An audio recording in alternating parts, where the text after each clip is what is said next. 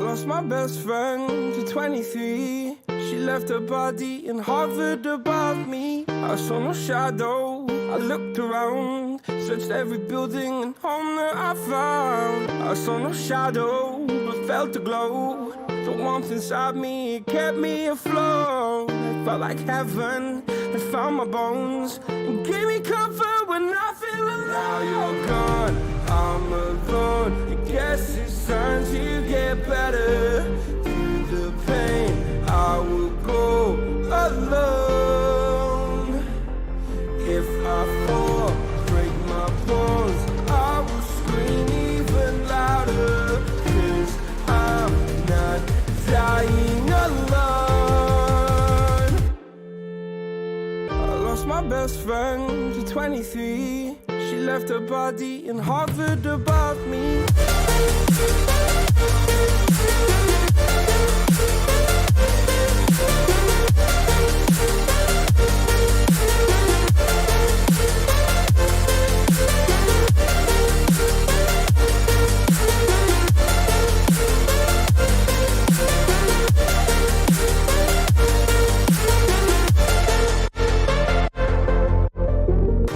My best friend to 23. I heard the heavens crying above me. They gained an angel, I lost a friend. I felt like dying again and again.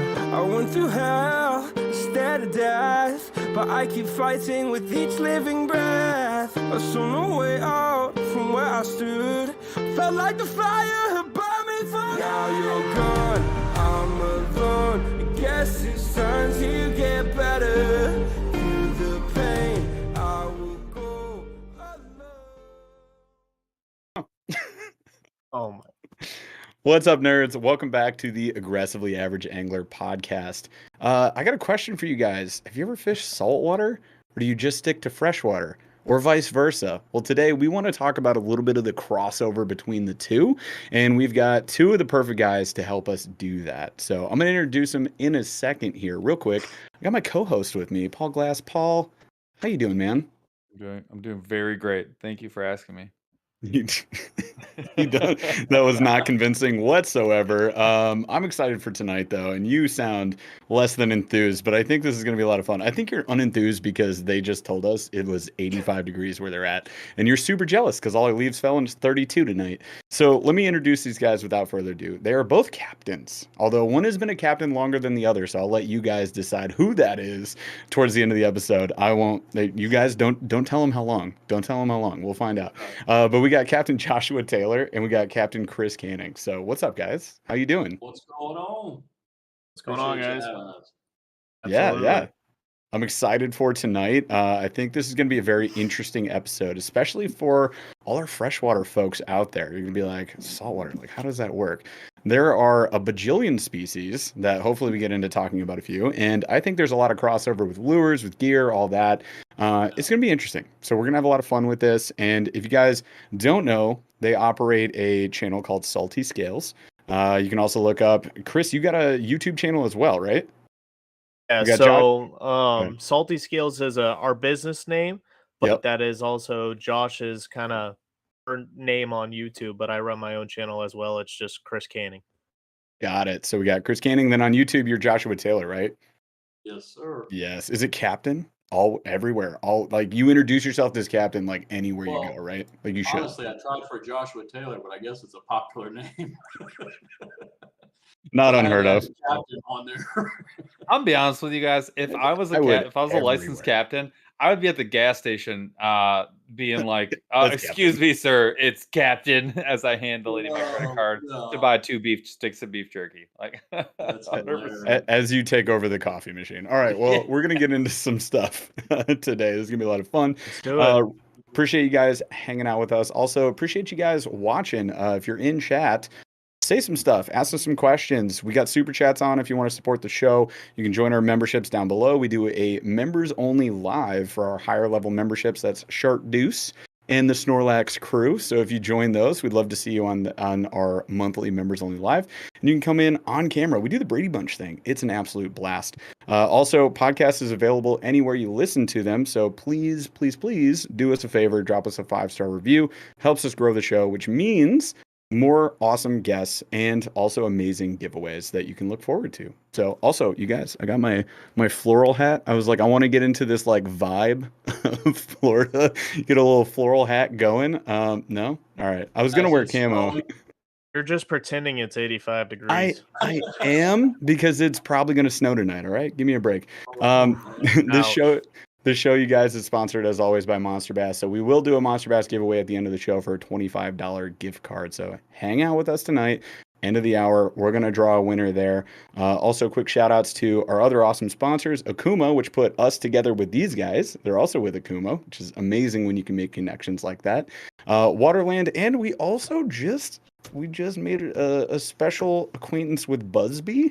So I've been asked a lot about Busby tackle discounts. We now have one, so you can use it. The link is our description. It's also in our bio on Instagram and all that stuff. So go check it out. If you ever thought about getting some of those, do it. All right, let's get to the Q of the D. That wasn't 45 minutes. That was pretty good. That was like what, 3.5? 42.5. So Q of the D again. Question, just a fun one. You can't be wrong, but you can't be less right. So what is that every episode? I know. What is the best Halloween costume that you have ever had in your life? Middle school, all the way up to yesterday. Best Halloween outfit. Wow. Gosh, take it away. I already got mine. Go ahead. Got you beat. Wow. I was a Power Ranger. Which one? Color? 8 years. Which one? Oh, I was probably the red one like 3 years in a row. Probably the blue one time. I was just like a Power Ranger weirdo. I'm not gonna lie. Not weird. Not weird. Not weird. I'm tracking. But you couldn't afford the White Ranger? You had to go down to Billy? You couldn't? No, I was totally the white one time. Yeah, you saved up all of your money. See, what you guys don't know is he probably still runs around that same outfit. Oh yeah, that's why he closed the closet. He had to put away the dirty laundry before, because he's playing it cool. Like, oh, probably, he's like, no, from 2018 to 2022, I was the Red Ranger. Then I finally got my White Ranger. Then I spray painted it green so that I could get my Piccolo out. Then I could special beam cannon everyone. Yeah, 100%. No, that's awesome. All right, that's a good one. Did you have the gloves that made sound? The punching sounds? No. Or the morphin belt clip thing. Oh, dude. If I ever, as an adult with money and disposable income, if I was going to be a Power Ranger, I 1,000% would have the fight gloves, and I would 100% have the what is it? Not the Transformer. What do they call it? I don't remember what it is, but the belt buckle where they click the thing and it pops open, and that signifies them changing their out. Yeah. You guys are really throwing it back right now. I mean, that's where this show goes, my friends. We are a channel of nerds, and we all know the names of the Zords. Let's hear from Josh. So, Captain Josh, what was yours? Oh man, my all-time best one was Bill Dance.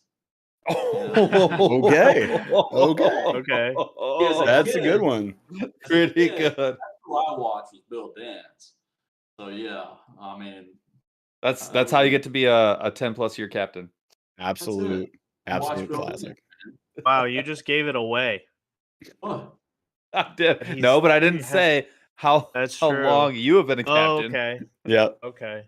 Come on now. Jeff, what's your answer? Okay. There are many. And it's so hard to remember like the little kid ones, because I was definitely Power Ranger, so I won't steal that one from Chris. Power Ranger's a great one. Ninja Turtles, always Raphael. Ninja Turtles was my favorite, and I had multiple years where like my mom would like, make a stuffed shell, so I had like the whole outfit.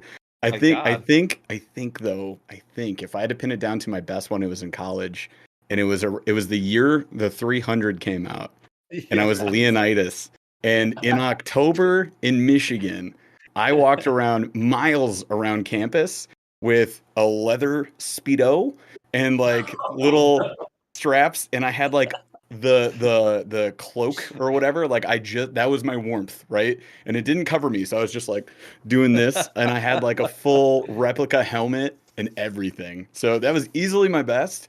Also, it was so painful that whole year. I was so cold. It was. You also, I think you have it's a spear? You've neglected what is by far the most important component of that outfit. What? If you can't think, are you serious? That I said the Speedo. I feel like that's the most. I think spray painted abs would be. Oh, the spray painted abs. Oh Yes. my Well, gosh. obviously, if you're gonna be as shredded as the 300 guys, you can either work out really hard or you can go to college and just spray paint your abs on. There's no cutting. There was no. That's hilarious. No, I was Wait, I not love cutting it. for my Halloween costume. That is good. There you go. That's mine. Paul, I what was think- yours? I don't know. I've had some doozies that I've been really happy with, but I think the one that I enjoyed the absolute most, it was like a confluence of gifts and then and an element of patience. So I was gifted one of those like really fancy nerd lightsabers, like at the time, Yeah. right? Made Yeah. all the sounds, Like the $100 lit up, ones, super yeah. bright. Yeah, it was like way too expensive. It was Mhm. metal. It was amazing.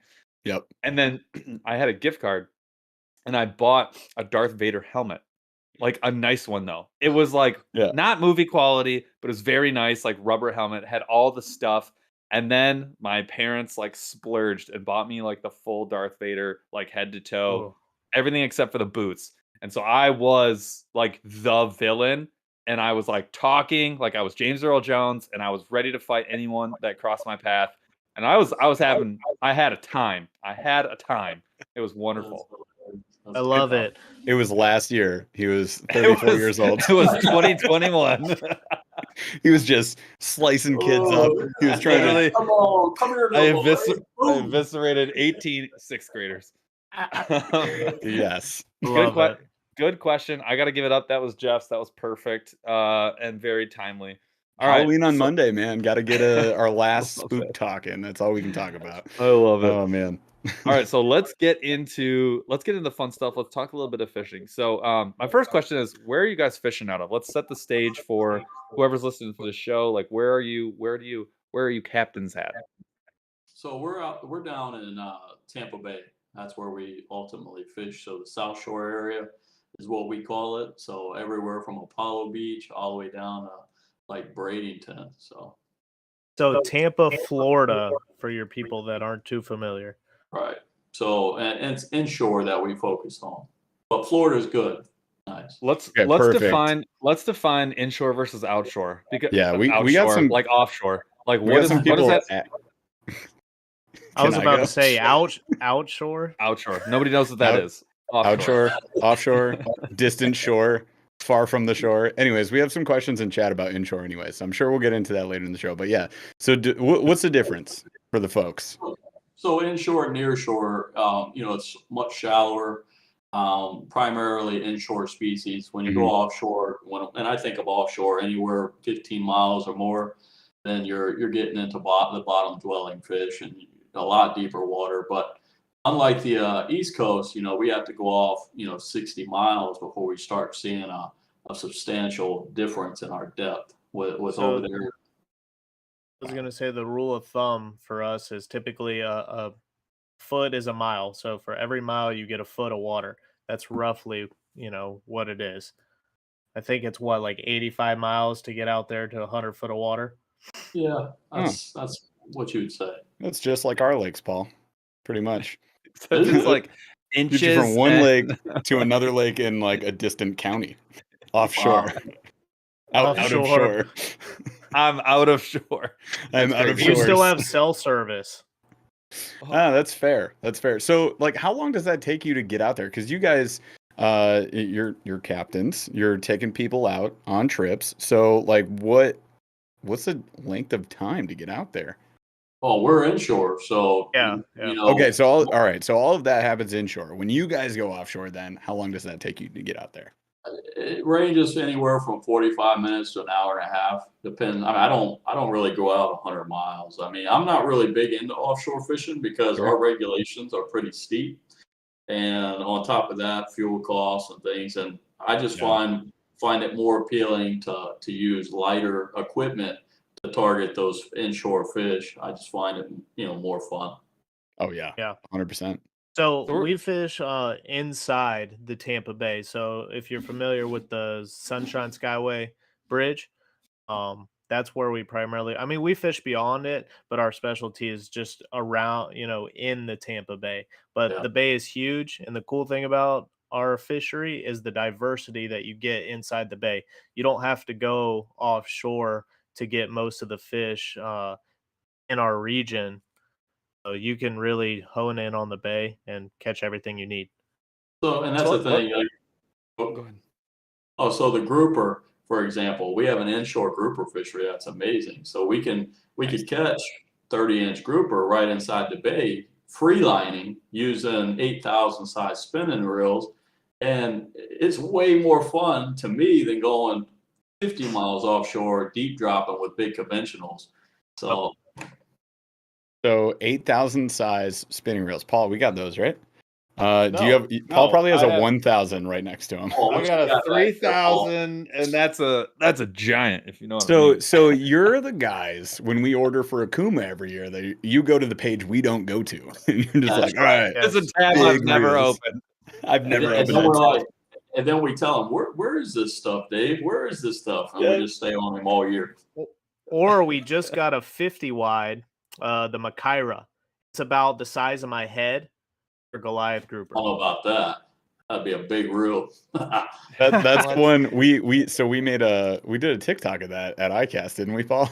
Yes, we sure did. It was just like, how does this turn into this? Yeah. So that was actually going to be my question. So what species are you guys typically targeting?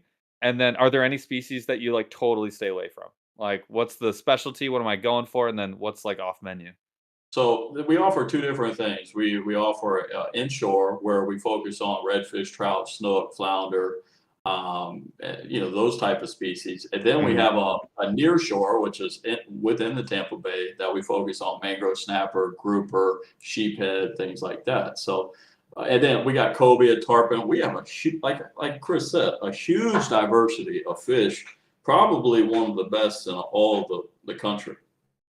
Like the Everglades would have like the highest, and then it would be you guys. That's right. What all of those are delicious fish. How many of those are like sport fish that are not delicious? I heard sheephead. To me, I'm already like delicious. Chorp's head or sheep's head. Delicious. Are you talking about redfish? What are we talking about here? Define sheephead for you guys. So sheephead are, they have very gnarly looking teeth. Yeah. And they're striped. So you see the black stripes. Yeah, they're delicious. They look like a zebra. Delicious, they primarily. So we have a sheephead. Okay. It's not the same. It's not at all the same. Ours is a drum. We have a freshwater drum, and we call it drum. Yeah, what the fart? This is not the same fish. They are completely different fish, and ours are bottom trash feeders that taste disgusting. But they also have nasty teeth, so they got that in common. Yeah, well, see, ours primarily eat crustaceans, crabs, shrimp, things like that. So when you eat them, they have a very nice white flaky meat. Yeah, because they're eating at a 3-star Michelin restaurant, and ours are eating at a 1-star restaurant you find in Nowheresville, Michigan. Right? Like, totally different. Our sheep's head actually have like human looking teeth. Yeah, it's freakish. My sheep head, not sheep's head. My sheep head, it's freshwater drum. And they're gross. I use it for cut bait. And they fall apart, like their scales just fall off. If you pick them up out of the water, they just like literally fall apart. It's really sad fish. I don't think I've ever seen a freshwater sheep. Super fun to catch. Super fun to catch. Super great fight. And then once you get it in, you usually huck it out, or I go grab the hatchet, and I'm gonna turn that into cut bait and try and catch gar with it. There you go. I was going to say, to continue your question there, huge sport fish that we have that you would not want to eat here is the tarpon. Yeah. Gotcha. So people say we have like the next, I'm sure you guys have heard of Boca Grande potentially. Yep. It's the number 1 tarpon fishery in the world. Tampa's right there at 1 or 2. Wow. Okay, we got to meet up because tarpon is one of those fish I really, really want to catch. That'd be amazing. From an angler perspective, it's really, they call it the Silver King. It's going to test your endurance, your angling skill. It's really the ultimate fish to catch if you really want a trophy like picture, or if you want to, really have a conversation down the line that's going to impress your friends. So my 3-pound bass probably not going to be in the same class there. I don't know. Hey, whatever. Same tomato, tomato. Sheephead, sheepshead. I don't know. We're those guys that they enter the pissing competition, and we're just like, yeah, but look at my terrible little fish. Not be in the bathroom for this conversation. So what? We try. We try. So what? Man, like this. Look. Don't be rude, okay? We all have to succeed. First of all, we are not the long armors. Like we are not. True. No, it's very true. Nope. Actually. Yeah, like I am fairly large, and like if you see fish next to me, I'm always holding them right next to me. I could easily do this and be like, it's definitely a 5. Well, I mean, we don't completely long arm it. We shorten the arm a little bit. So I got a pretty long reach, man. Like I could. I don't think you have to. If you're worried about catching tarpon, I don't think you have to worry about long arm. I don't think so. And you're not gonna. You're just. I was gonna say when you get one of those big fish, you can't even come close to long arming. I'm gonna do Josh this. Caught like a monster cobia this year, and we were taking pictures with it, and you can only pick it up for so long. It's like 10 seconds, and you're like, shoot, take the picture. Wow. So that's another question I have. I gotta hang on honest, before you ask you ask the question. I just want to throw on top of that the biggest fish that we've held, Paul. Right. So my biggest fish I've held is a 30-pound salmon, and I got to pick on it like way back on Instagram. And I got to say, even the 30. And these are salmon that run up our rivers. They're pretty much dead. Like they're not like at the time of year that we caught. At the time of year that we went, they're pretty much dead. So like I'm holding this thing and it's just dead weight. Like it didn't try and jump out of my arms really or anything, but it was just freaking that 30 pounds. So big. So we hand lined it in too. Yeah. Oh yeah, we had to hand line it. That's a big fish. That's a freaking big fish. What I'm hearing, Chris, is these boys want to come on down here and tangle with a 400-pound grouper. Let's go. Yeah, yes. That's what I heard. That's what I think they want that. Short but stubborn. I'm ready. Yeah. I want my arms on fire. I want to be crying about it. I want to just persist. But you through will. The fight. we can help you with that. So far in the past like month and a half, we've had a guy throw up. We've had a client completely give up. Like he was in the middle of the fight, and we don't let him. Like we're that bad. We're like, nope, you gotta do it. He's trying to hand off the rod. I said, don't you drop my $1,000 outfit in the drink here. Oh my God. Could you imagine how emasculated that poor man probably felt? Like, I quit. No, you can't quit. No, I'm quitting. No, you can't quit. We'd stick it out. We've trained for this. Listen, how many of those clients have skinny paddled like 2 miles upriver? I'm just saying. My left quad specifically only, not my right quad. Very strong. Well, look, we're gonna hold you to that. We'll back up on like, hey Burley, it's you, buddy. Just play the clip. We're ready. Here's what you gotta do. You gotta get a huge rod from Akuma, a big Makaira. Right. Line that baby up with 300-pound mono and go tie it to a tree and stand up on like something high, and then hook set that tree as hard as you can and see if you move it. And that is basically replicating what you're feeling in that moment. So if I move the tree, what do I get? Like I'm just Definitely ain't moving it, but then you're ready. Then you're ready. Then you are ready. You're ready. So I really don't have to worry about booking a trip to Florida because it sounds like I'm right. We're already voted off the island. So you guys talked a little bit about gear. Let's talk about vessels. Your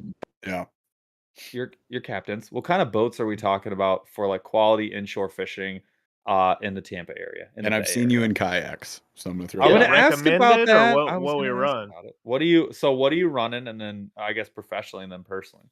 Sure. So I run out of a 24-foot Ranger Bay. It's a 2360 with a 250 Yamaha show. What does a 2360 mean? I don't know what that means. That first number didn't mean anything to me. Yeah, it's a style of bay boat it is. Okay. And yeah, it's like I said, it's just the perfect. It's the perfect hybrid. It's a 3,700-pound vessel, not too heavy, drafts in less than a foot of water, but really takes on those waves. So when we do get that chop in the bay, when we're near shore, it really runs smooth and it's a comfortable ride, but it allows us to get into that skinnier water to target those redfish and fish the mangroves and things like that. Yep. Gotcha. Oh, I run out of a 26-foot Pathfinder. If you're familiar, it's also a bay boat, slightly bigger than Josh's. It's so my boat is made for it's a hybrid, so it can go offshore, near shore. That's what they advertise it for. But runs a 300 Yamaha. And do you guys use power poles up there? Yes. Do Yeah. we? You don't have a power pole. What are you talking about? In general, he says you guys. Dude, you in the north. I had a power pole on my kayak, and I immediately sold it because all our lakes are bowls. There's nowhere to use a power pole. Like they go down 6.5 feet. Like you can't use it anywhere. Right. If using the river, you're stuck. Like you just can't go anywhere. You gotta like pop the quick release. It'll break over. Yeah. Yeah. It sucks. So we both run double power poles with trolling motors with the spot lock. That's like necessity here in the Tampa Bay. That's what we always talk about. If you're gonna get a boat, just make sure it's got a spot lock trolling motor and power poles. Can I ask why? Notice I said two. Two. Yeah. So you don't do this. Yeah. That's right. No, but can I ask why? Because like, is that for why the power poles? Yeah. So, why is that a necessity though? Like versus just spot locking, or well, because first off, the Tampa Bay is highly pressured. We're receiving over 150 new people every day moving and flocking into the state. It's like a mass exodus from California and New York. God bless us. So with what's happening here, you want to get in these spots as stealthy as possible. All right. And then with the one power pole, like Burley was saying, if that wind shifts, which it will, or you want to get in the optimal position to fish a hole, then you want to be able to get in that hole and then put both poles down to prevent your nose from swinging. If you have the one pole, it will keep you in place, but you'll just be like, you'll be going back and forth. So, and is that a situation like, what fish would you be using that for the most? Would that be essentially everything? Like that's how you're going to target fish in the bay. Yeah, that's snook, redfish, and that's our cream of the crop inshore. And there's trees that we know that when we go over there in this pocket with this type of tide and wind, we know that if we position the boat this way and make that perfect cast, we're hooking up with a redfish or snook. Almost. So redfish was what I had in my mind, and then trout would have been the second, but I don't know what kind of water they would be in. And so the trout, the trout it'll work for, but we go to out a little ways for the trout when we fish the grass flat, and then what we'll like to do is a slow drift, and then that slow drift allows us to cover and then cast into those potholes. But if we want to sit there stationary, we can put the poles down and stick it and just sit in place. Makes sense. Totally get it. So as a perfect group, go ahead. Go ahead. I was gonna say, and then for the grouper and snapper, you got to have that spot lock because we have tons of rock piles, tons of natural coral bottom that you want to get on that spot because there's a lot of the spots aren't huge; they're very tight. And then even when we're out there, if we're off the spot, we know it.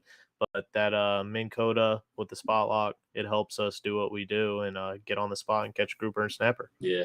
So that's a great point, and that's also a good crossover, which we'll talk more about later on the show. But crossover to us, like sometimes that's what you get, man. Especially smallmouth. You go hit Lake St. Clair. Like we talked to Ben Nowak last week, right? And Ben was talking about like targeting those smallmouth. You find that rock pile, you stay on that rock pile, you're gonna get some good smallies. So I could totally see a crossover there. And then also talked about the tide. Had a quick derail segue here to a question we had from our hype man, the DeBurley hype man.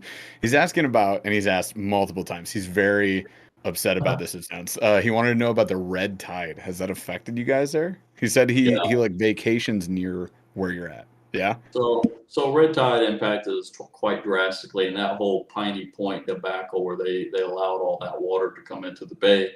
It's definitely a issue, and it's not only that. See, what they don't get is a large portion of that red tide is due to our sewer system. Our infrastructure is not designed for all of the people that are coming in. We got so many more people, so many more houses being built, and we're not prepared for it. So they're allowing sewage overflows into the bay, and it's happening regularly. And there's no consequences for those actions. Well, when you dump crap into the bay on a regular basis, you're going to have blooms when we have 98-degree water, you know? Yeah. But to answer your question, it has impacted us quite drastically. I was telling Chris the other day, last year, you know, we had or 2 years ago, we had an amazing fishery. I'm talking, it was really starting to recover. We've had a closure on our snook for years because of the freeze that happened, you know, like 8 years ago. And everything was coming back so beautifully. Well, we had a mass fish kill when that Piney Point spill happened. I think it was just the perfect culmination of sewage spill, Piney Point discharge, and hot weather that made the perfect storm, and we lost thousands. I have videos where we have thousands upon thousands of fish dead as far as you could see. Yeah, it really affected us last year. You couldn't even go fishing for pretty much a couple weeks because the stench was so bad. I mean, you have to think about hundreds of thousands of fish like in clumps, just rolled over dead, rotting away. And I'm talking everything from 400-pound glide grouper floating to sharks to redfish, snook, grunts, even dolphin. Even dolphin. Wow. And dolphin are, as you know, extremely intelligent mammals, so they usually avoid those type of disasters. But there were some caught in the crosshairs. Dang. Wow. Okay. Well, that is awful. So it's obviously had a pretty big impact. Yeah. Did. But I'll tell you this, it is very impressive how resilient Mother Nature is. Even with that death that consumed the bay, we have still an amazing population of fish. But I can only imagine how it would be if people took things seriously and we actually appreciated our resources and actually did things to take care of it. Yeah. For sure. Well, especially when like you're, it's such a huge having that fishery be what it is such a big part of like not just the Bay Area, but like obviously Florida's identity as a state, right? How you guys make your money, how you draw on people, tourism, not just vacation, but tourism and everything you guys are doing. And I mean, we have the same type of thing here, right, with the Great Lakes. We have our algae blooms as well that can wipe out salmon populations, right? That can really do some damage to walleye transition areas, and it comes down to rivers too. Like 100%. It was a couple years ago. The Grand River, one of our main rivers, one of the best smallmouth fisheries in the land. There was just some sewage dump going on in there, and just cities will just do that. They're all on the river, so yeah, totally get it. It really sucks. Well, we had the Lake Morrow spill from that plant years back, which basically ruined hundreds of miles of lakeside water or riverside water. All those properties just absolutely down to zero. And it took 15 years before you could eat a fish out of Lake Morrow, and then and everything downriver. So, and I think a big part of our problem too is just people are not educated on the impact of what fertilization does to your. I mean, when you got so many people fertilizing their lawn and that stuff's running off into our system, it helps create those blooms and things. And I don't know. We've talked about it quite a bit, and we got to figure out something. That's why I was somewhat of an advocate for Captains for Clean Water. They're really talking out about it and the things that have happened down south and stuff like that. So that group is actually headed up by some of the folks that from the Waypoint Outdoor Collective, which is actually part of the collective that this podcast is from. So Captains for Clean Water, we actually we met that fine group of folks when they were at ICAST a couple years ago, and I do think that they're doing great work. And I think anytime you're trying to merge people who are experts in the fishery, line that up with people who are backing up what they're trying to do with science and trying to protect that fishery and make it great for sportsmen and people who are working the water and everybody else that's participating with it, I think you're doing the right thing, right? You're doing the right thing for the fishery, and that's the only thing those people care about. They don't care about anything else. They want it to be they want everyone to go out into that piece of water, wet a line, catch fish, go home happy every single time in perpetuity. That's all they care about. So I think that's great. Yeah, and one thing. Go ahead. Oh, I was just going to say one thing we talk about too is definitely the individuals, because it all starts with us, and you got to be picking up your line. You got to, try to just pick up your trash. I mean, I can't tell you how many times that we go to our mangroves and we clean out it seems like miles and miles of line, old hook, old rigs. So that's definitely the individual fishermen. That's what they can control, and that's what we try to do. Yeah. That's exactly what I was gonna say. It is the easiest thing, and it feels small, but it's actually so huge. Like, because you're not only helping the marine life where you guys are, just any of the fish, but you're also helping like turtles, land animals, like all of that. And you're keeping it safe. So like, let's say in our situation, the rivers, the ponds, lakes, whatever, swimming area.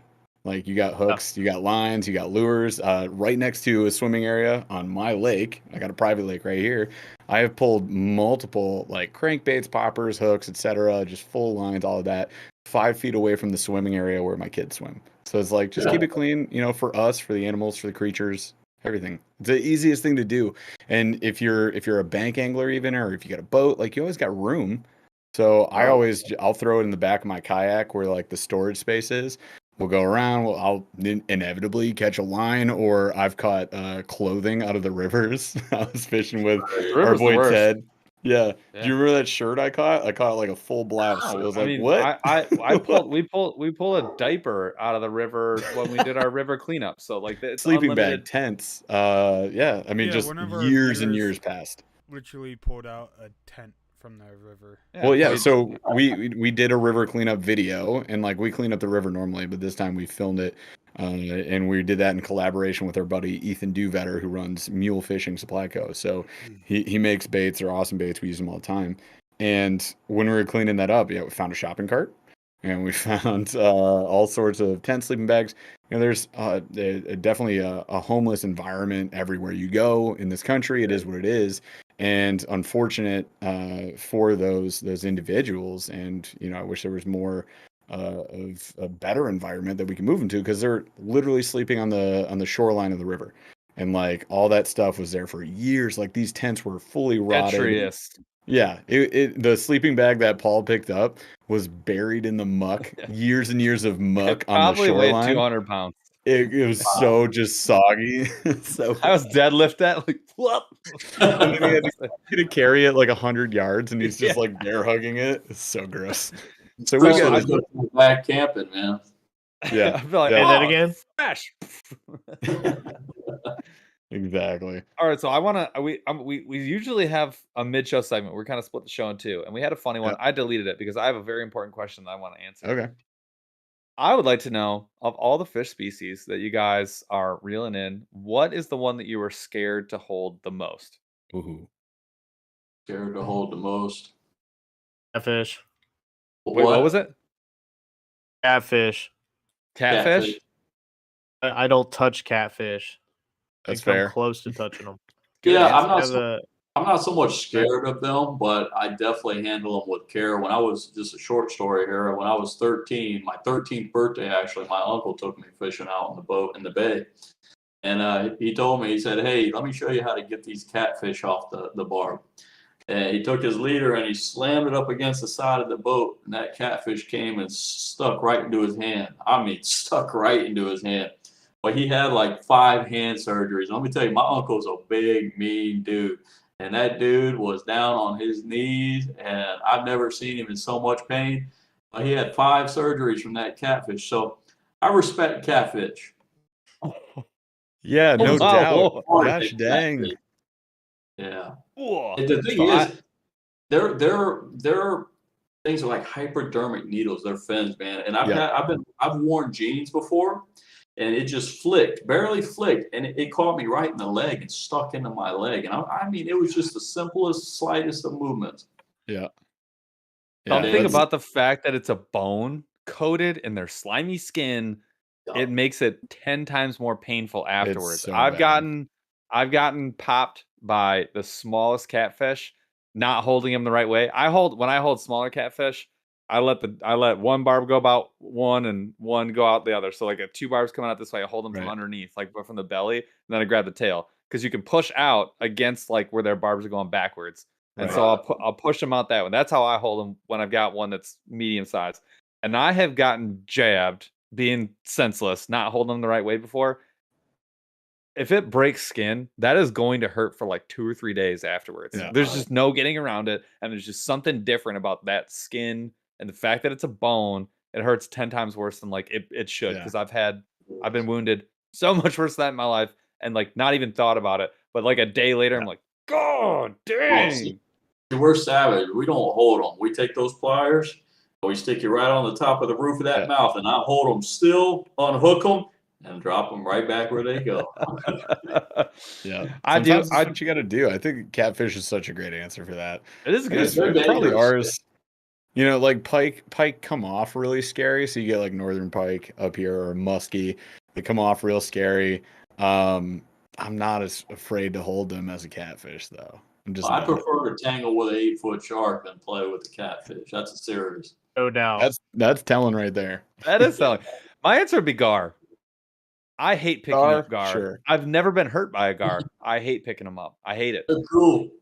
They're cool as shit. They're cool. awesome. They're cool. But like, dude, have you ever? Well, I've eaten them, and I'll tell you right now, when you get up close and personal and you grab that armor that they got on them, and then you're looking at the teeth, obviously.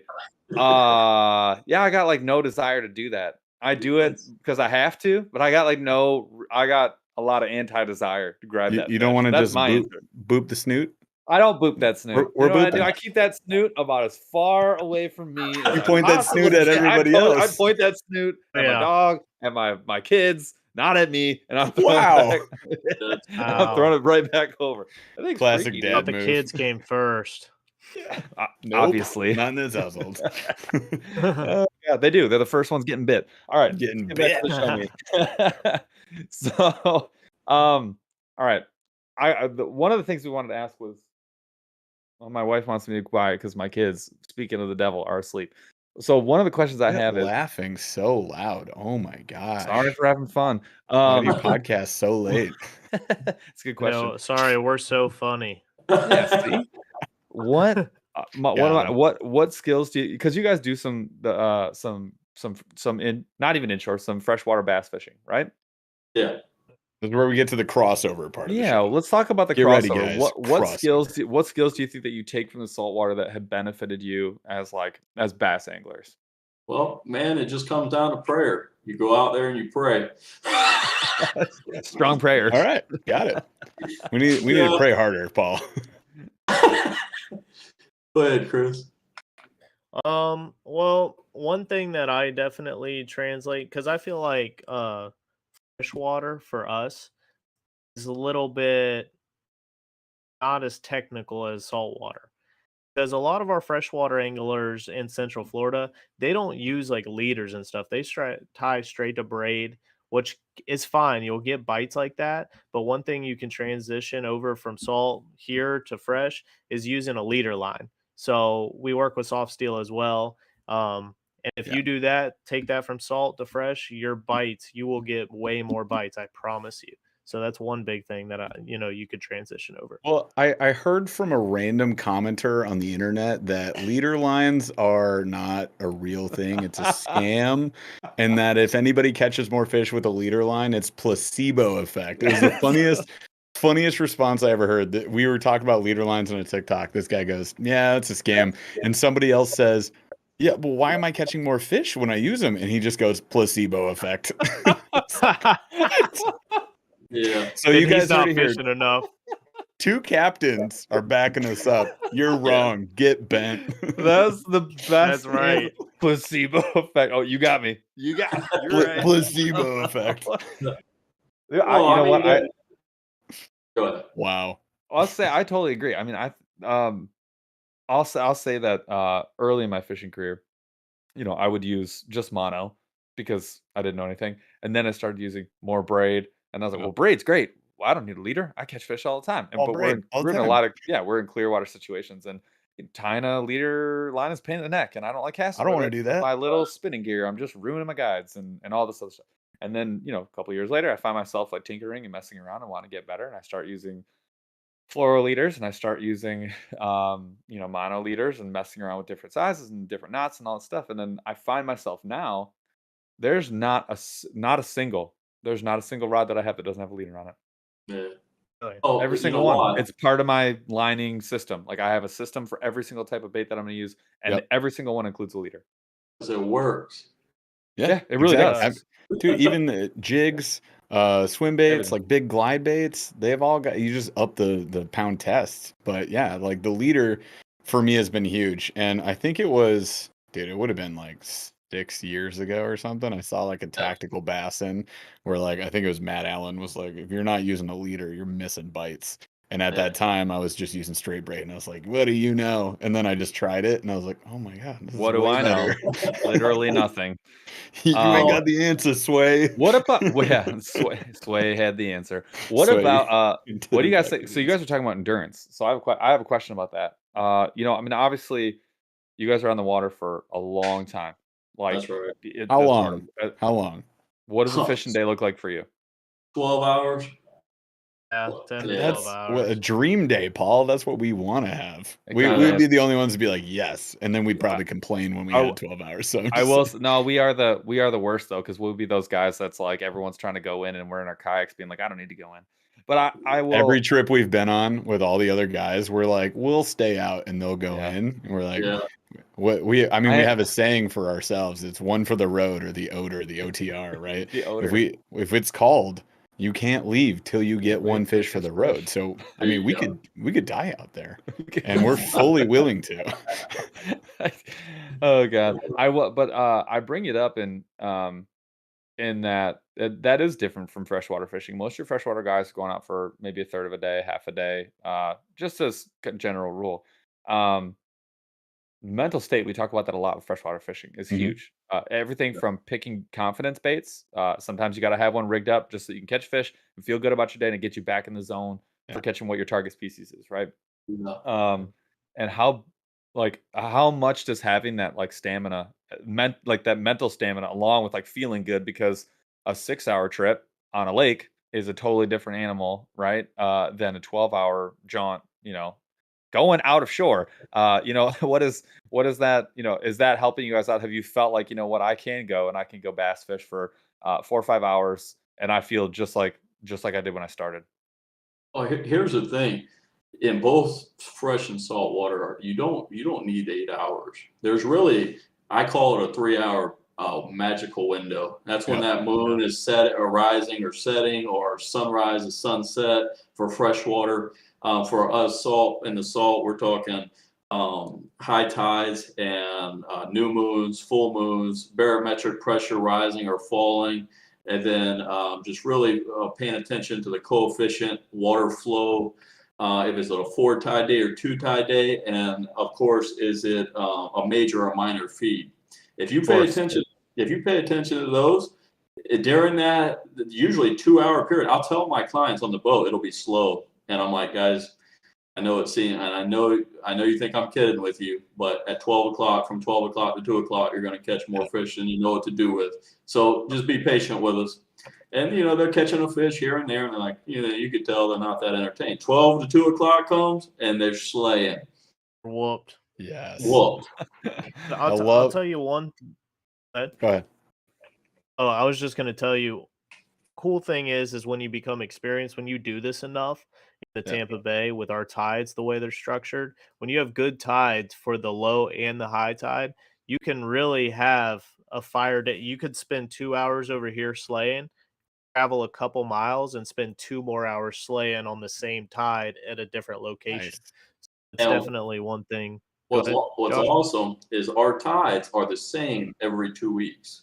So if you watch what you're doing every 2 weeks, you could probably, if the conditions of the winds and things and temperatures they're probably going to be in that same hole 2 weeks from now doing the same thing. So hang on. You're telling me there's a science to this now? Paul, hang on. Hands down. Do you think there's a science to what we could be doing? Perhaps you know we what? should learn something. I kept a journal for 3 years straight. I kept an actual journal, and I kept it for squirrel hunting. I kept it for turkey hunting, kept it for deer hunting, and I kept it for fishing. And found out that I'm not a journal person, and I'm not built for that life, and I did not learn a damn thing. I have very clear memories of certain days, and it definitely jogs some memories. But I'm gonna tell you right now. I'm gonna tell you right now. I would love to tell everybody, like, journal. It's the best. You'll learn stuff. You'll go. I never went back once. I won't. Yeah. I didn't. And I'm a nerd. I'm a confirmed nerd. I know all the Zords and all the colors of the Red Rangers, all the way to the green that don't even make the movie cover. You can remember those things. There's no space for other stuff. Did not help me out. I will say though, you made a good point. We've made this point on the show a bunch of times. There's no exception, none, and no replacement for time on the water yielding that experience. Yeah, you learned all of those patterns, right? Yeah. And the good news is for our non-sciencey folk is that there's like forecasting apps, so you could always just do that and kind of document it. You're still gonna have to document and learn a little bit, but there's some apps that'll even be like, it's gonna be a good day or it's gonna be a bad day. But I don't always trust them because when they say it's gonna be bad, sometimes I have a good day. Well, that's the thing. That's what people ask me. They're like, well, when do you go fishing? I said, the best day that you can go fishing is when you can. Yeah. That's when we do it. We get 1 day a week at best, and we just go do it. It's hyper frustrating, but yeah, 100%. Yeah, sucks. There you go. I'll tell you what, a couple years ago, when I felt like I had so much to learn, and I still do. But what really changed me or helped me as a fisherman, honestly, was my mindset. Because every time we went out there, we may not have slayed, but when I changed my mind into saying, I'm going to take something from this day, every single time we go out, I have to learn something. That's what really helped me elevate as a fisherman, because then I started paying attention to just the little minute details. Once I got out of my stubborn phase of, sticking with a bait just to prove Josh I could catch a fish on that bait, that really also changed me as a fisherman. Listen, guys, I kid you not, boys. I'd be out there. I'd have 15 fish in the box, and this man would be in saltwater throwing a spinnerbait. Dude, that's so good. I know they're gonna eat this one day. That is exactly how we live our lives.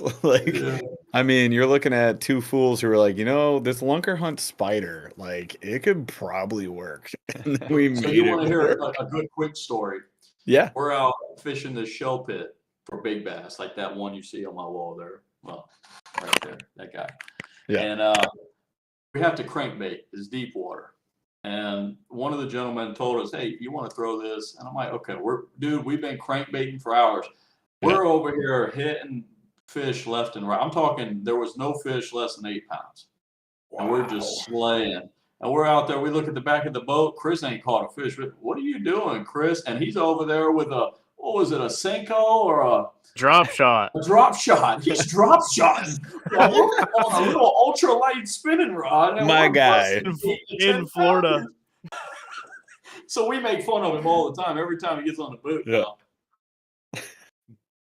Look, I'm always thinking. I'm like, they eat that. Let me try this. They gotta eat. I want to try it. I'm just one of those people, like, I don't know. Yeah, you're a mad scientist. Ignorant, bruh. Don't even act like your boy down here hasn't had that moment. You know what I'm saying? Like, let's not let Joshua's head get too big with these stories. You got to start memorizing some other stories of when he's been crapping the bed. Dude, I tell you right now. Go ahead.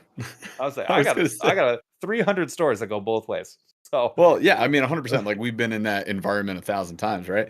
And I was gonna say one funny thing. I'll let you throw one in. Is the first that you mentioned drop shotting in Florida. The first time I tried to fish in Florida, because I go on vacation there with my family every February. My in-laws live down there, but they're living inland at the retirement communities, right? So I was taking the kids to Legoland, all that stuff. But there's lakes all over the place. So I'm like, you know what? I'm gonna start fishing these. And we go to Bass Pro. I just start picking stuff up, leaving it at their house. So I go fishing, and what do? I do what I know. I grabbed all the finesse stuff, and I was like, I'm gonna Ned rig, I'm gonna drop shot, and like, you want to know what? I caught no fish. It was really frustrating, but I was like, I'll just do what I know. So next time, and we'll get to this because I want to get to like the really fun part of this that all our nerds love, which is the lures. Like we want to know what you guys are fishing down there, and then maybe some crossover between like the inshore salt stuff that you're doing, and then maybe this freshwater stuff. But Paul, did you have anything to add to this as well? Yeah, Jeff sucks at fishing, and I was gonna All right, tell a cool. story about it, but I won't Glad do I that. let you talk. Why do I let you out of your cage? Never again. Right, Anyways, let's talk about lures. Let me add. Hold on. Let me add Yeah, one yeah. thing, and it's transitioning into lures because I wanted to bring it up.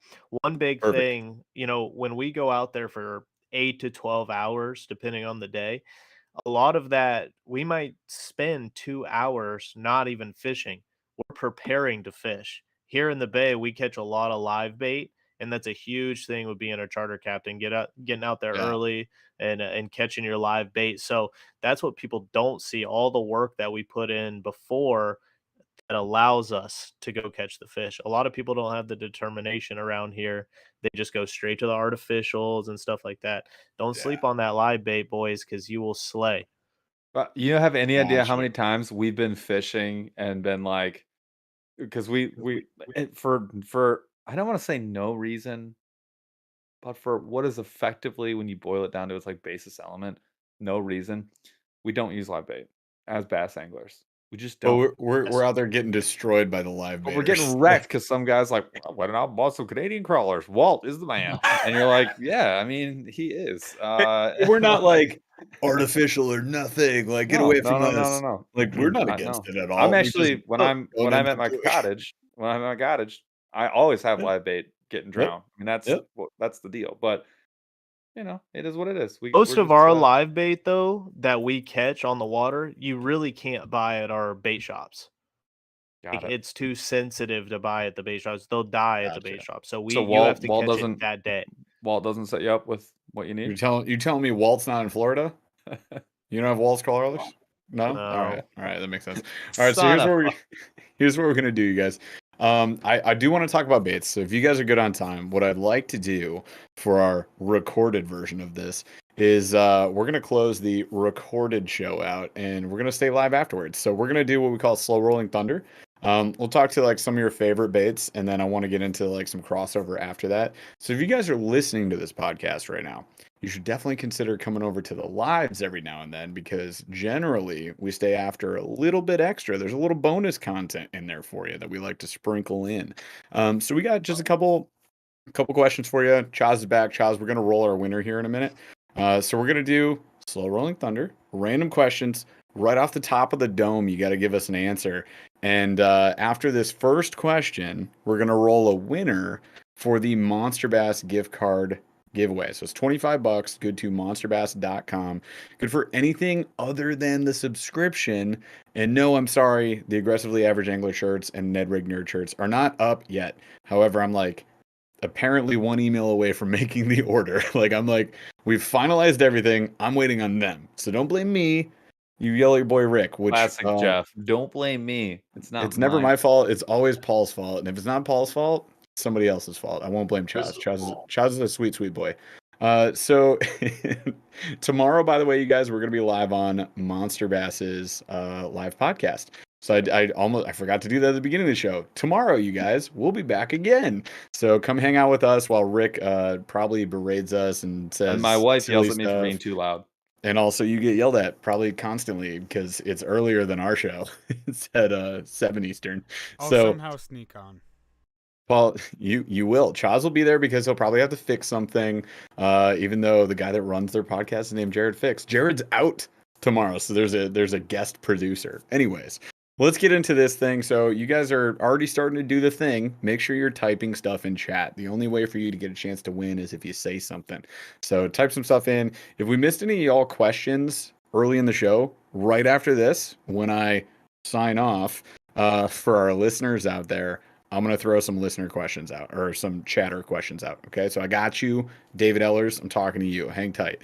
Let's roll. First question, slow rolling thunder. Paul, hit it. Favorite bait, saltwater fishing. I want to know your favorite live bait now. And then I also want to know what your favorite artificial bait is. And it could be anything for any species. What is your confidence bait? Favorite live bait is hands down the pilchard. The So what? What? It's a pilchard. They call them greenbacks or horsemen. So yeah, they're very effective. Oh, what? Everything eats Like them. a saltwater shiner. Yeah. I love the 3 definitions that left us equally clueless. I was like, don't know, no. Nope. Didn't get none of them. I thought Saltwater shiner. Got it. There you go. And then for artificial, if I had to choose one right now, I'd probably go with like a mission fishing, a 1/8 ounce jig head and a down south. What? Down south jerk bait. Oh, you didn't know you were gonna have to explain all of this? Okay, Yeah. so it's a 1/8 like ounce jig with a fluke, right? Like it's a Essentially, soft jerk. yeah. Okay, Yeah, it's a got it. soft. With soft a bait. little paddle tail. Right. Got Small it. paddle paddle. tail. But it's super effective, and with the right colors, it's a deadly combination. I dig it. All right, Chris. Yes, If I had it, I would definitely choose the pilchard, of course. Yeah. But right now, for some reason, I feel like I've changed to, and Josh might second this, is just a grub. Because I think it's such a versatile bait. I mean, I could throw it on a jig head, a big one for cobia, Yeah. a heavy, so a half ounce maybe, even an ounce, and then go inshore, put it on a 1/8 ounce jig head, hit redfish, trout, snook. Any brand in particular, type of plastic you like? Oh, Spro for sure. Spro, We've been using okay. a lot of Spros lately. Yeah, Yeah. and then grouper. So I told Josh I have this new addiction. I've been using the Akuma Komodo bait caster. It's like the 300 size on a big Yeah. PCH custom. If you guys held it, I don't know if your arms would be able to hold it up with all that finesse stuff you use. I have big- I have a Komodo 300, 2 of them, Okay. and they're for swim Oh. baits and glide baits. So Watch your Okay. mouth. I Look, work just- out. There you go. But I've been bouncing grub tails off the bottom, slaying some grouper. Okay. So it's like bass, but on steroids. It's Yeah. epic. This is It a is weird cool. looking grub. I'm looking at the Spro, the wave tail. Yeah. Can you guys sense the crossover chat? Can you sense it? Did you hear grub? Did you hear fluke? I mean, very Ooh. similar. Probably way different colors. I'd assume, other than white. Probably But like I white, mean, yeah. like brighter colors, probably, right? Oh, And the weight's not totally different. I mean, I could throw these things around. Well, here's the thing. Fishing's not rocket science. You match the hatch, you match the colors for the season, and you don't need 5,000 lures. I can usually outfish most with just 5 lures. That's all you need. Okay, Paul. That's One what of we're them doing is wrong. Rooster Green from the Spro wave tail. Rooster Holy crap. Green. Dude, it's legit. Rooster. All right, I'm looking this up while Yeah, Chaz rolls a winner. looks Ooh, Chaz, that's a banger. Yeah, Let's Charles give it- rolled the winner, but whoa. About to be getting me some of that right now. Fishing. that's Yeah. sweet. While he rolls a winner, do we have time for story time? Real Yes. quick. I'll try to make Slow it quick. rolling thunder. That's why it's not Oh. a lightning round. The Can't be slowest of rolling thunders. Going into my ignorant stage or going off So- of that. One day we were. Oh, go ahead. So the winner is GNP Fishing. GNP Fishing. Seen you chatting a lot today. Congrats. Also, say hi. I'm here and alive, and then follow the instructions on the screen. You have 2 minutes to say you're here at least. Chaz is doing the yes. timer now. No, 2 because it minutes. makes it easier for us. Because if To they kick take people and out, talk, 2 minutes. The timer's on screen. You can see it. Yeah. All right. Perfect. All right. Anyways, back to story time, Chris. Oh, okay. Ignorant. Anyways, we're on a charter one day. We spent 10. It was a long day. We hit a spot, one of our second to last spots, and Josh is in the back of the boat with 2 of our clients. They're catching some grouper in the back of the boat, and I knew we were going to catch grouper there, so I was giving them a chance to, on a good bite. I was just hanging out. I picked up a big Spro, and I'm up at the front of the boat just throwing this artificial, rolling it on the bottom. And Josh turns around and yells at me, and he goes, "Hey, what are you using up there? What are you doing?" And my first instant thought was, damn it, I'm not doing what they're doing back there. Like he thinks I'm an idiot up here throwing some artificial. And as soon as I turn around to say like, oh, I hook up with a fish. Then I reeled him in and I was like, oh yeah, I'm using an artificial for grouper, man. And he's like, what? And then I knocked off 15 fish back to back to back. It was pretty epic. Wow. That's freaking rad. I love it. I think he was waiting on that story this whole time just for redemption on the old drop shot story. That's freaking sweet, man. It's just awesome. like, all right, there we go, settled. So we are running out of time, but I want to know what is your favorite bass bait? Doesn't matter, it can be anything. Hands down, the Senko. Yeah, if What I need color? to catch it, well, so black and blue over here is always beautiful. Oh. June bug, and then just Yep. black. So those three colors right there. If I need to catch a fish, I know I can catch a fish on those. They How might you not be rigging so it? hard. So I personally like to Texas rig them. Sometimes wacky rig, but typically it's it's a Texas rig, something like that. Simple, but it works every time. All And right, every hang on. lake and every pond. So yeah, I was gonna ask this. So I'm coming down in February, and if Yep. I'm fishing in inland lakes, like Black what- and blue what- Senko. Got it. I mean, you're gonna catch fish on that. It don't matter in Florida. Black and blue Senko works every time. I will say I went out with one of my in-laws' neighbors. Took me out. I can't remember the name of the lake, but it was near where they're at. And I caught the only 2 fish of the day, so I outfished a Floridian. There you Yes. go. But There you anyways, it was on a freaking Texas rig, but it was the black. It's like a tequila sunrise color. It's like black and blue. It was Zoom. I think it was a speed worm, but it was just Texas rig.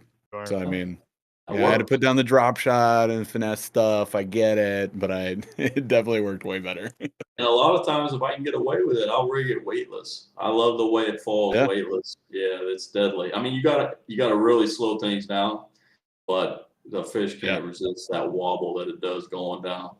Absolutely. Chris, what about you?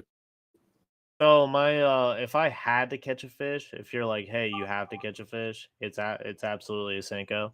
I mean, you're always gonna catch a fish. But as far as like confidence bait and fun that I like to use that I've caught a lot of big fish on is a swim jig. Oh, okay. What kinds? Weight, colors, any preference? So definitely like a 1/8 ounce or a 1/4 ounce, and then have you guys use any gambler baits? Yeah, We have, yeah. So basically, just trailer that with a big easy or a little easy, and you'll catch fish, man.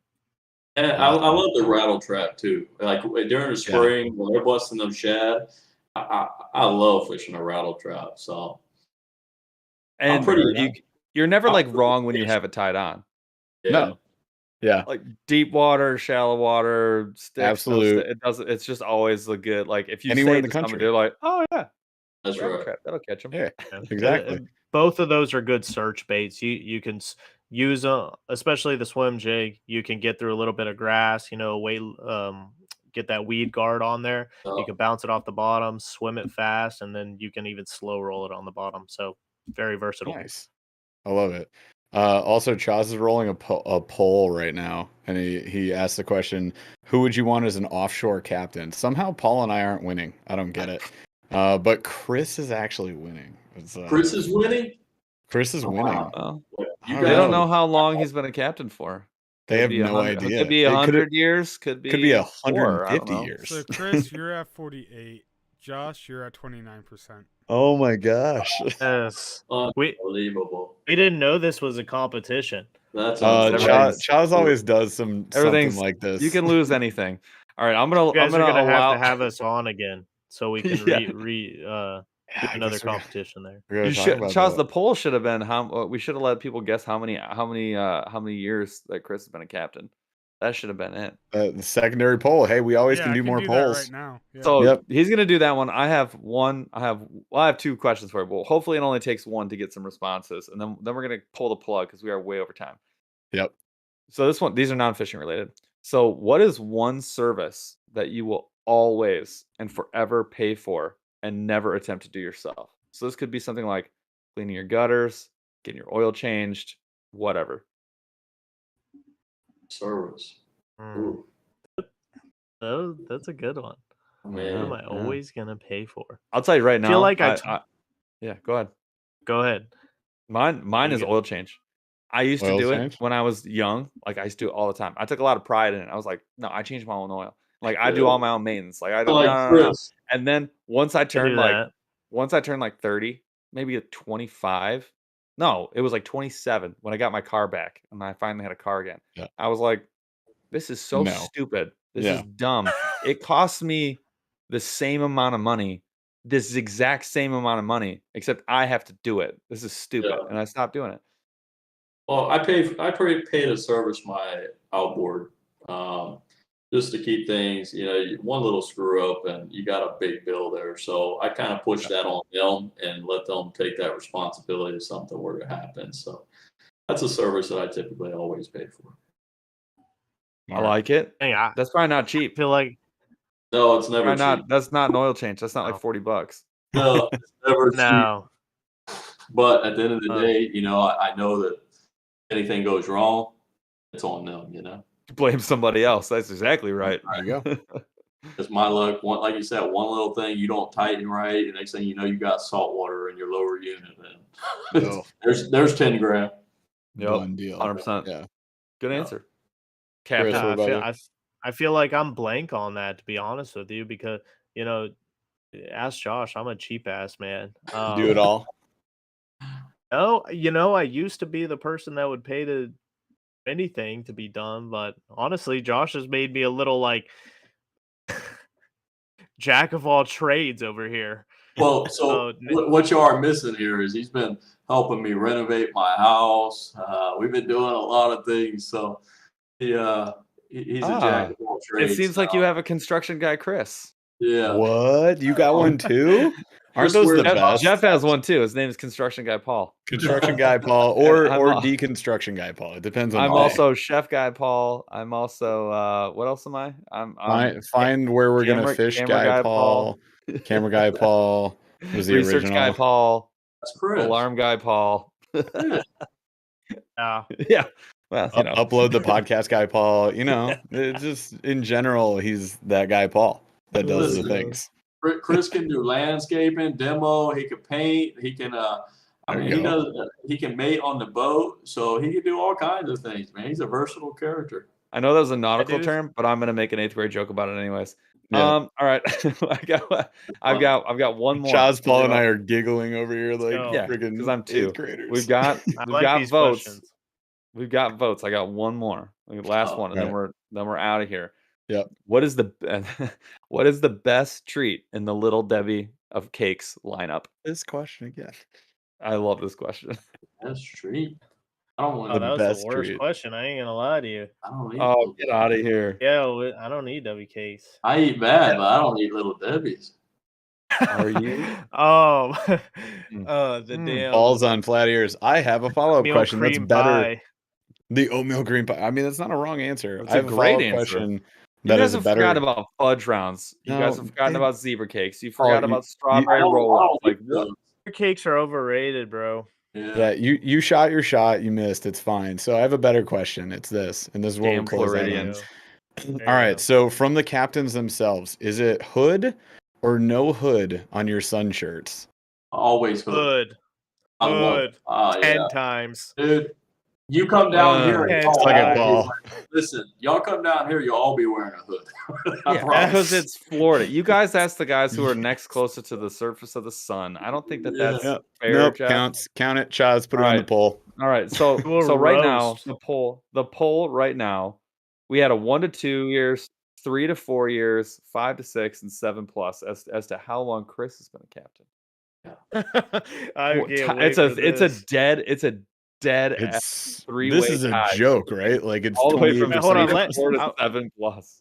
I kid you not. 28, 28, 28. Wow. So you guys are all equally wrong and right. And 4 years, according to Chris, anyways. So 28% of you, good job. Well done. All right. Close the poll, Chaz. We're shutting this thing down. If you guys are live with us, you can hang out for an extra couple minutes because I have a few questions that I want to answer for you. Or not me, rather, Joshua and Chris will. And if you guys are listening, you should be on the lives. Do that thing. Appreciate you, though, for listening. So drop us a 5-star. Thank you guys so much for hanging out with us tonight. Of course, subscribe. Like this video. That helps out a lot, too. You can share it with any of your fishing friends and then share the podcast around. I mean, if you're in a podcast app, it's like 2 clicks. You can share the thing. You can drop 5 stars. Send it to your mom. Dang it. Yeah. Your mom probably wants to hear about saltwater fishing and mates on boats. You know, I think this is a great episode for her. And Debbie Cakes. And I think you want to hear how can much we do another instead our of Florida boats and hoes? boys Can it hate be Debbie Cakes? Can it be baits and mates? That's a new shirt. Baits and Write it down. mates. All right, Baits stay and tuned mates. for our next Ooh. podcast. It's coming soon. All right, so I just want to say a quick shout out to these guys, and I want you guys to let everybody know where they can find you. So we got Chris, we got Josh, who are captains, by the way, very important. Yeah. Where should people be looking for you? Oh, man, we're on YouTube, Joshua Taylor, saltyscales.com, Instagram, and, of course, the good old TikTok. That's kind of been our new favorite platform lately. We've been having fun on that. Yeah. Oh. Love it. Oh, sure. Just check us out on YouTube. You got Josh Taylor, Chris Canning. You can follow us on Instagram at Salty Scales. We both have privates as well. You can find those through Salty Scales. And then, like you said, TikTok. We've been huge on TikTok. I think Josh is Captain _ Joshua Taylor, and mine's Canning 12. So just type in Captain Chris Canning. Oh, it is Salty Scales. Come on now. All right, awesome. So you guys go check those out. We'll have it in our description as well. Appreciate you guys for hanging out with us tonight. So, Chaz, end the recording, and we'll go back to the live. I got one more thing. Oh, here we go. We'll give you guys. Hold on. We'll give you guys a discount code if you listen to this podcast. What do you guys want your discount code to be for our website? I could set it up right now. Oh, we can just make a code. How much percent? What do we get? 20% off. 20% off. Ooh, I'm gonna make a purchase. Dang it. Burley 20. That's the one. Early 20. Let's do it. BURLY 20. Perfect Christmas present. And they have lots of really great hooded sun shirts, you guys, that you should definitely check out. I'm gonna buy Paul one for Christmas. That's great. It's gonna be great. You guys are dork. You're a dork. All right, and I mean that in a mean way. You get through Christmas. Through Christmas. Go do it. Christmas presents, guys. There you go. All right. Awesome. Early 20% off. Love it. All right, Chaz, take us off recording. We're going live. We're live. Neat. All right. So you guys hanging out with us in chat. Really appreciate y'all. Again, back to the crossover on lures just for a couple minutes here. And I wanted to answer this question. It's been sitting since the first 7 minutes of the show. So he may, if he's not still here, have to come back and watch it later. But we had our boy David Ellers ask. He's going to North Carolina first week of April next year. Top 3 lures for inshore fishing. I guess he's looking mostly for bass, walleye gear. I don't think that's right. You guys got bass and walleye inshore? Anyways, top 3 inshore baits. Let's just go with that. Okay, for bass in North Carolina. Or maybe he's saying he's trying to use his own. Like, bro, you got to go buy some new stuff. Let's just go top 3 inshore. And then oh, okay. Gear-wise, he's using like bass and walleye stuff. Just clean your stuff afterwards, bro. Clean your reels. Otherwise, it'll be bad. Anyways, yeah, so top 3 inshore lures then, in that case. Chris. So he's targeting bass? Are we? No. He's here in chat. He just clarified. So he's got bass and walleye rods. He's got bass and walleye rods. So he's working with his gear, but he wants to know the lures. Clarified. So if he wants to use artificial, I would definitely lean towards gulp. He's not going to go wrong there. You're going to get that scent. If he's fishing jetties, remember he's going to have to deal with high tidal flow. So make sure you're using the correct amount of weight. So it's not necessarily, in my opinion, all about the bait. It's just the technique you're using. Match the hatch, like Josh said earlier on the podcast. Do some local research, contact the bait shops, see what they're using. Because to be honest, they could give you a tip that you might want to use. And but live bait, if you're new to an area, try to get some live bait from the bait shop, because I promise you it's probably going to be better than that artificial that you're trying to use. Well, live shrimp, you can't ever go wrong with live shrimp. So they're easy to keep. They're easy to keep in a bucket. They're easy to transport, and everything in the ocean eats them. Fun to stab. Yeah. What is we're not talking about with the fork, okay? Oh, never mind. I take it back. It's so fun to stab. You're just like that guy in the group that has one random last saying, and it's just so out of left field, and everybody's like, okay. I'm a father. I'm a father. You're so weird. Why would you say that? It's true. So fun to stab. God. Anyways, all right. So here's what I was curious about. We'll kind of close out the live with this because I'm sure we'll talk for like 10 minutes on it. But the crossover between lures. So I'll give you like simple example for everybody in chat that's going to know is you got companies like if you go to like Catchco Salt Native, right? So Catchco Salt Native, they've got these jerk baits, and then they've got the Salt Native version of these jerk baits, and they look similar, but the salt versions seem to just be brighter and flashier, right? So I'm curious about the crossover here. Like, what do you guys fish that basically we also fish, just in more northern natural colors? So a lot of the brighter colors and stuff, those are for fishermen. They don't necessarily help catch you fish. So I like to keep it real simple. I mean, the most effective things, like you can never go wrong with white, in my opinion, fresh or salt. Chartreuse and fresh is just as effective in salt, especially for like trout. And then things that are obvious, like you have a darker color water, then you fish a darker color lure, maybe like a new penny. If the water's real dark, we'll throw that new penny color, and it's very effective. And then kind of like, watermelon in that dark water down there in Florida, in freshwater. You can take that very same color and throw it under the trees in the mangroves, and they're going to eat it because it looks very similar to, the crustaceans and the shrimp that are hopping around. So it's more along the lines of you don't need 1,000 different colors. You just need the ones that look similar to what they're already eating.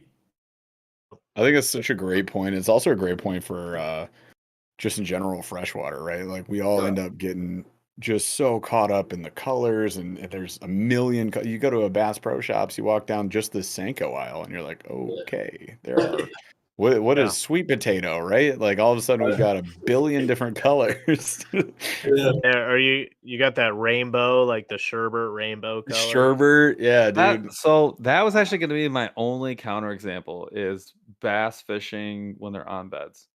Yeah. Like the only time when I'm like, I want to have neon or I want to have the craziest color. That is the only time. But otherwise, I would totally agree. That was like the only time I caught on a sweet potato was a weightless Senko sweet potato color that came in some random subscription box, right? When we were way back in our channel days, we were testing every single box that existed, like Monster Bass and stuff, and Mystery Tackle Box, whatever. And I got a sweet potato, and I was like, what do I do with this? But they were on beds, and I threw it weightless, and I was catching them all day, and I was like, okay, sweet potato. Oh. And this is the thing. This is what I tell people. If I'm going to go to the store and I'm buying the artificial, I'm going to go over there. I'm going to look at, green and silver flake. I'm going to look at white and silver flake, or a black back that looks like a mullet. And then something that's shrimp color. I mean, you don't have to go crazy and look at the 1,200 other colors. And those are going to catch you a lot of fish. Right. And I mean, so I'll give you an example too. Like this week I went on, so we got on this swim bait, glide bait kick, right? And I'm just curious, do you guys use those down there? You use okay, sweet. Oh, yeah. Absolutely. Like what size range typically? Like what's your go-to? Listen, my buddy, we were at this lake, we were fishing for the large bass. He was throwing like 12-inch glide baits, man. And we're sitting there like, dude, he's over there trying to cast this thing. It hits the water, sounds like a mullet jumping. That's the funniest part that I found about swim baits. And I'm just like, other people are fishing around me, and I'm like the only one on the lake. When I was doing this the other day, I was like, don't worry about this, guys. Well, it's all fun and games with me, Chris, and everybody back there doing matrix moves, trying not to catch trebles in the neck, you know? Oh, yeah. Oh, it's terrifying. So, like, to your color example, though, I don't have like a ton of soft swim baits. So I was like, I'm gonna get a bunch of soft swim baits in the 6 to 8 inch range, right?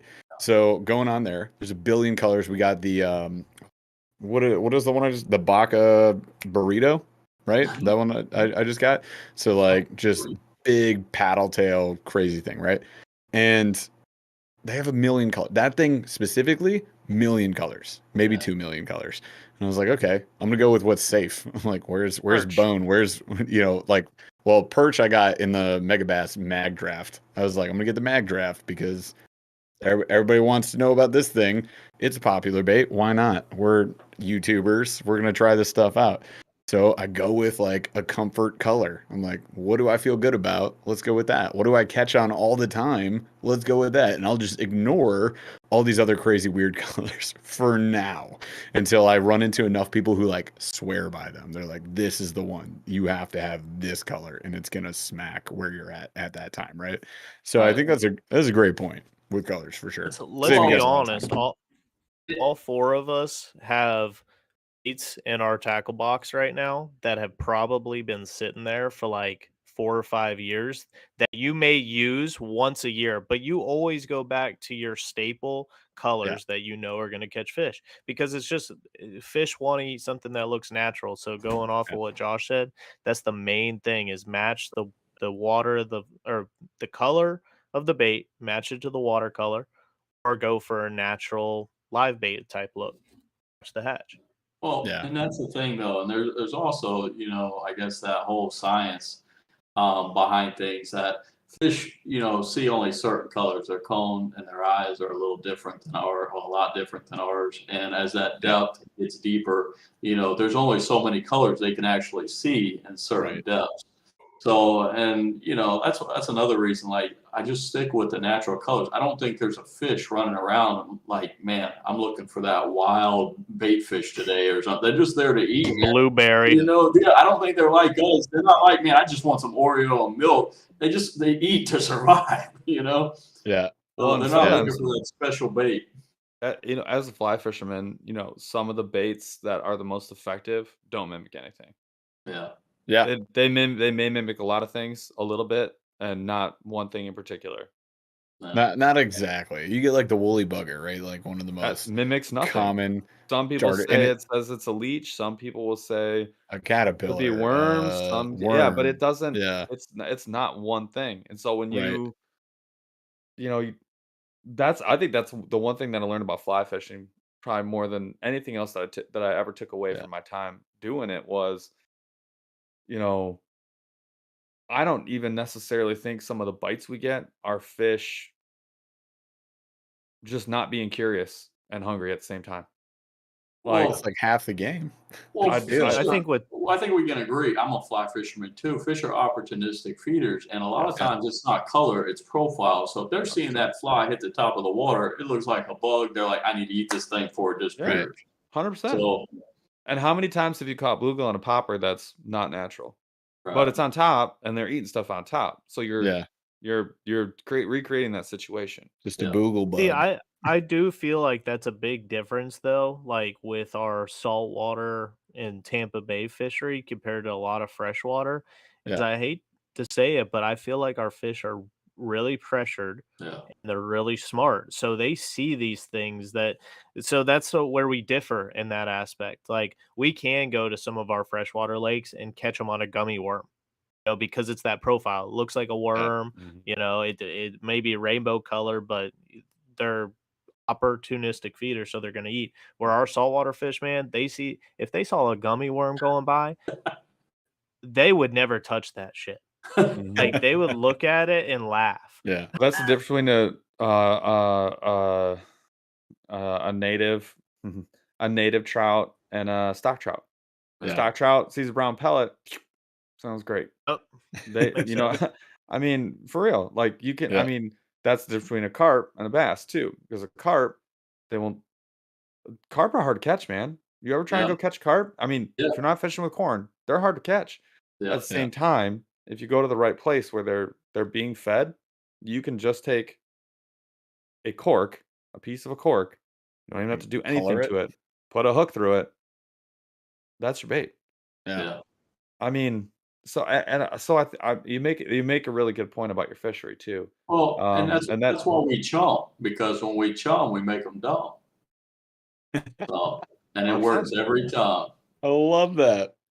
Paul, we should go chumming. They will let their guard down a little bit. Oh, it's absolutely not allowed for us. I know. I know.